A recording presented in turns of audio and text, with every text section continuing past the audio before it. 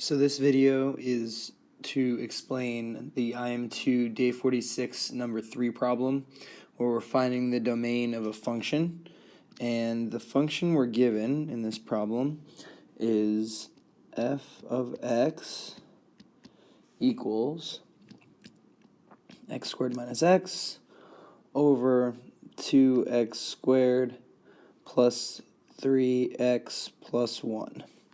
And we're asked to find the domain of this, and first what I'm going to do is write over here domain, and let's talk about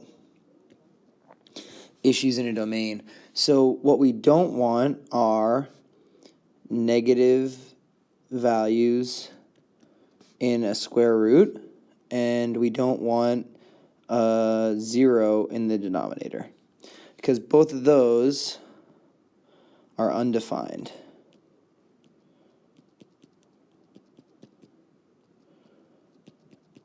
So if we put an x into any function that gives us one of these two things, either a negative in the square root or a 0 in the denominator, we get an undefined value, so that can't be in the domain of our function. So those are the two main things we're looking for. So in order to find out where we're going to get a 0, we're going to need to factor this rational expression. So we'll factor the numerator and denominator. And in the numerator, I think I can factor out an x, and that leaves me with x minus 1.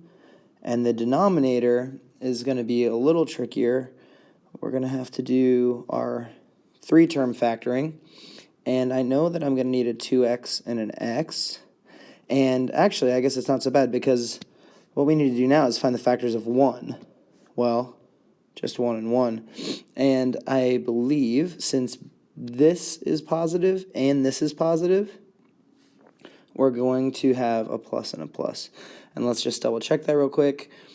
2x squared plus 2x makes 3x plus 1. So I just kind of fold quickly in my head to make sure I'm correct. And you'll notice there's no cancellation here. We'll get to problems where these are going to cancel, and we'll look at what happens to the domain in those instances. This is not one of those cases. So all we need to do is figure out where the domain is equal to 0. So it's just as easy as writing a new equation that says 2x plus 1 times x plus 1 equals 0. And what we want to do is solve for the x values that get us 0. Now, we have to recall another thing that we learned a long time ago. If we have an equation that says something times something else is equal to 0, we know that either A must be 0 or B must be 0. So if I look back over here, this could be my A term and this could be my B term. So I know that 2x plus 1 is equal to 0, or x plus 1 is equal to 0. So that's going to mean 2x is negative 1, x is negative 1/2, or x is negative 1. So if I put a negative 1/2 into this function as my input, if I put it in right there, I'm going to get a 0 in the denominator, which is no good. Same thing if I put a negative 1 in right here as my input, I'm going to get a 0 in the denominator. So those are undefined. So my function can't put in, I can't put the negative 1/2 or the negative 1 into my function.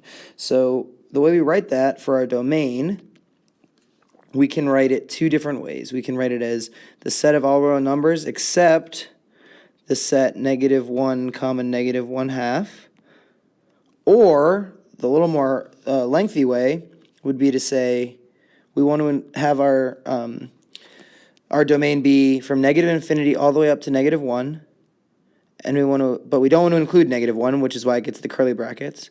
Then we're going to join that set with negative 1 comma negative 1/2, because we can use everything in between negative 1 and negative 1/2. We just can't use negative 1 or negative 1/2. Then we need to join that set with everything else, which is going to be negative 1/2 all the way to infinity. So both of these, this right here and this, say the same thing. They both say that we can put anything into our function except for negative 1 or negative 1/2. So that's how we can find the domain of functions.